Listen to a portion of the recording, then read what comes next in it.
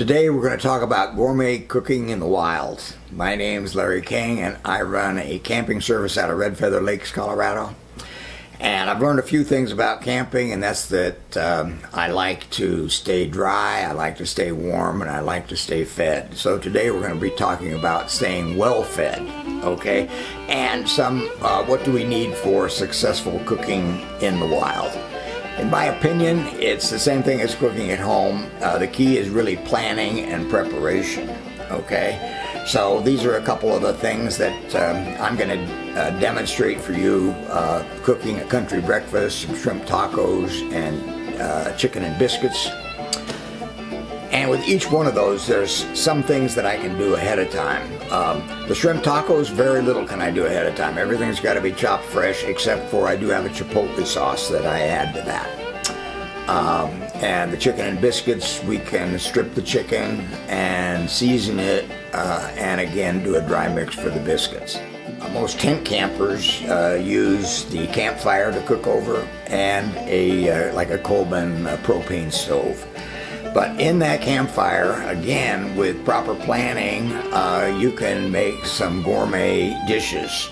You can do fajitas, again, chopped, seasoned, triple wrap in tin foil before you go, and just put them in the fire, and then heat up some those little flour tortillas, and you're good to go. Some of the technology that I've added over the years is Blackstone griddle, which is great for cooking steaks, breakfasts, fajitas. It's a great griddle. It's like you'd find in a restaurant, really.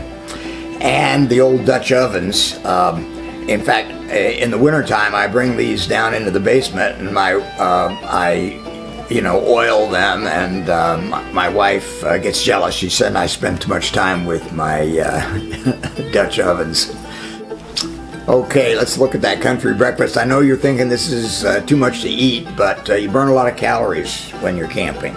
So the last thing we're going to make is the pancakes, and of course we got the maple syrup and the Irish butter ready to go, and it's going to be a great breakfast. All right.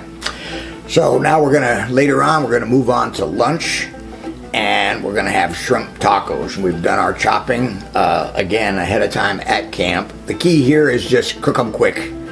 And presentation, you got your little taco rack there and ready to put on the chipotle sauce, and that's just a great meal to eat. Okay, here we're already moving on to the Dutch oven, and that's a real science. I can show you how you could raise the temperature in that oven from 350 to 400 degrees by the number of briquettes. I learned that from my grandmother.